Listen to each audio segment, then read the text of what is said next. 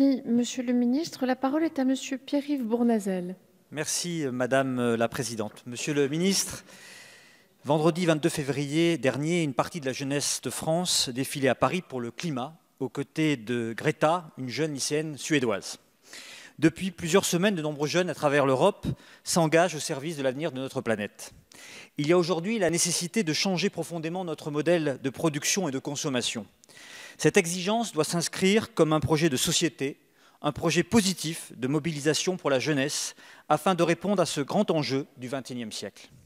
Cette ambition implique de former une génération d'éco-citoyens et l'école est bien le lieu privilégié pour réussir cette mission éducative. Le dispositif Éducation au développement durable a été une première étape afin de permettre aux jeunes d'appréhender les enjeux de la protection de l'environnement. Le label École en démarche de développement durable va également dans le bon sens. Il est aujourd'hui indispensable de passer à une autre étape.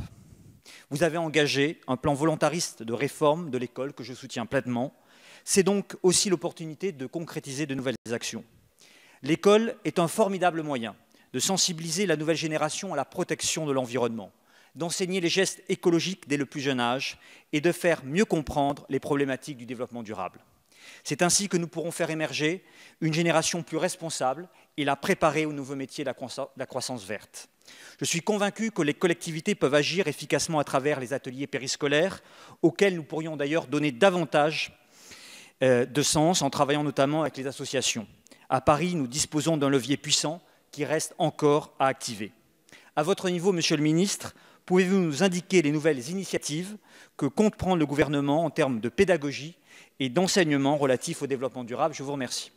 Merci, Monsieur le député. Monsieur le Ministre. Merci, Madame la Présidente. Monsieur le député, je suis évidemment en profond accord avec toutes les dimensions de votre question. Nous avons tous évidemment pleinement conscience du fait que c'est le sujet de notre temps et qu'il faut que les enfants et les adolescents soient les premiers acteurs des transformations nécessaires. Il y a deux dimensions, et vous les avez indiquées. Il y a une dimension d'enseignement, puis il y a une dimension d'action. Sur la dimension d'enseignement, le travail fait depuis au moins une vingtaine d'années et approfondi année après année porte ses fruits et je crois est assez satisfaisant, même si on peut toujours faire mieux. Autrement dit, dans les programmes, que ce soit à l'école primaire, au collège ou au lycée, les enjeux du développement durable sont bien présents et on le voit aujourd'hui, cette nouvelle génération de 18 ans qui veut justement manifester l'importance qu'elle attache au climat, elle est issue aussi de cette formation telle qu'elle existe depuis plusieurs années. Nous l'avons renforcée au travers de l'évolution des programmes du lycée, avec notamment d'ailleurs les enjeux du changement climatique. Je voudrais rassurer sur ce point parce que j'ai parfois entendu des inquiétudes. Ce sera particulièrement vrai d'ailleurs du programme de terminale tel qu'il sortira dans quelques semaines. Et donc cette dimension d'enseignement, nous pouvons encore l'améliorer, notamment au travers de la formation des professeurs, mais je pense qu'elle est satisfaisante. Nous la rendrons, je l'espère, très satisfaisante.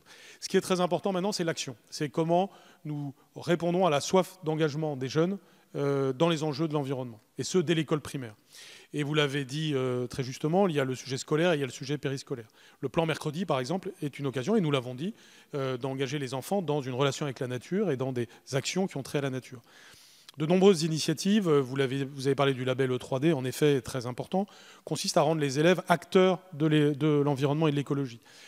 Tout récemment, j'étais à Conflans-Sainte-Honorine où un collège est totalement exemplaire dans ce sens, avec des élèves qui travaillent sur la dépense énergétique du collège et ont conduit à ce qu'elle soit diminuée par 2 et ont eu ensuite une influence sur leur propre famille et sur la collectivité.